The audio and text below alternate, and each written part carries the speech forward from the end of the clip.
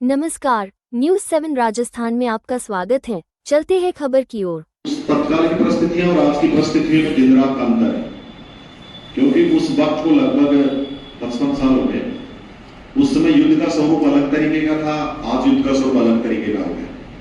क्योंकि 71 के समय जिस प्रकार का आज का जो युद्ध है वैसा स्वरूप नहीं था। उसमें सैनिकों के माध्यम से या स्थल युद्ध इस प्रकार के युद्ध हुआ करते थे, लेकिन अब पूरा फिनोमिना इसमें बदल गया है।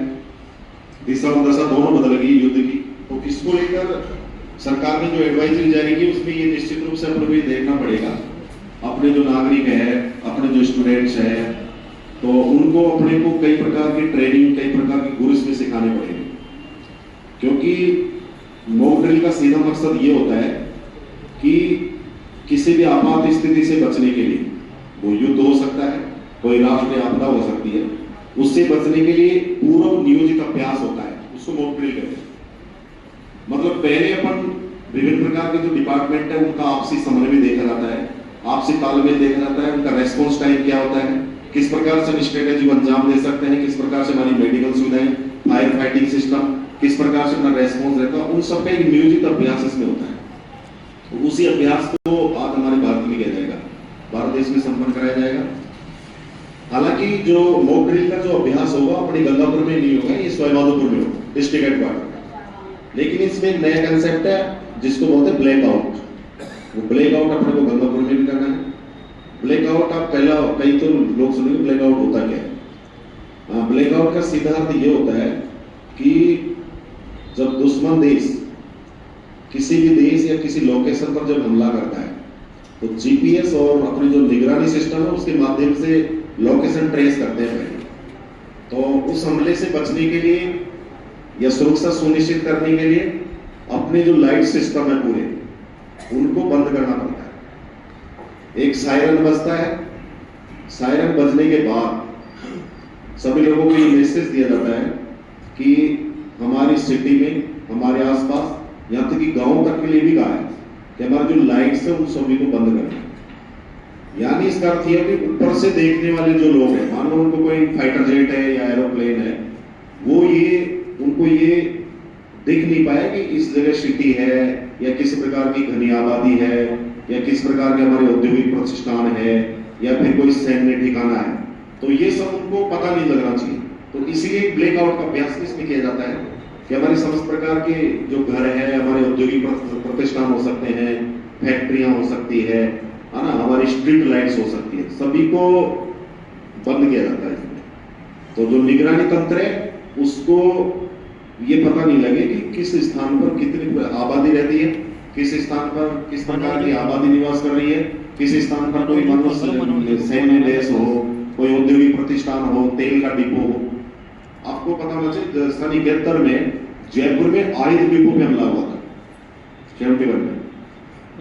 तो जब पाकिस्तान ने आयुध डिपो पे बम गिराए थे जयपुर में, तो उसमें ये देखा गया था कि उसमें किसी प्रकार की कोई रोष नहीं थी, उसको देखकर उन्होंने बम गिराया था उसमें। तो उसके बाद से ये देखा जाने लगा और ये हमारी जो रणनीतिक जो रणनीति होती है उसमें ये ब्लैकआउट वाला जो कंसेप्ट है उसके बाद जोड़ा गया है।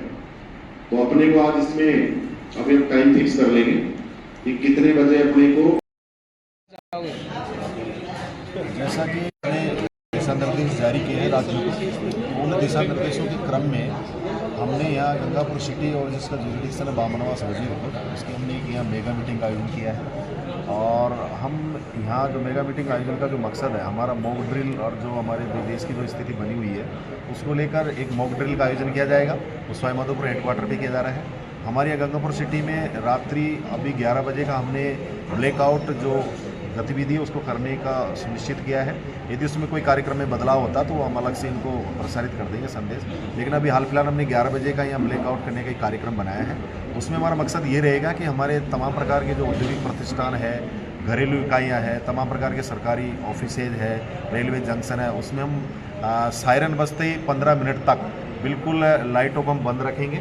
और सब लोगों को हम ये मैसेज कन्वे कर रहे हैं जनप्रतिनिधियों के माध्यम से, पार्षदों के माध्यम से, हमारे स्वयंसेवी संस्थाओं के माध्यम से, कि हमारा जो एरिया है पूरा कंप्लीट रूप से एक ब्लैकआउट हो। और हम एक संदेश देना चाहते हैं कि हम आपात स्थिति से निपटने के लिए इस प्रकार की गतिविधि को 100% सुनिश्चित करेंगे।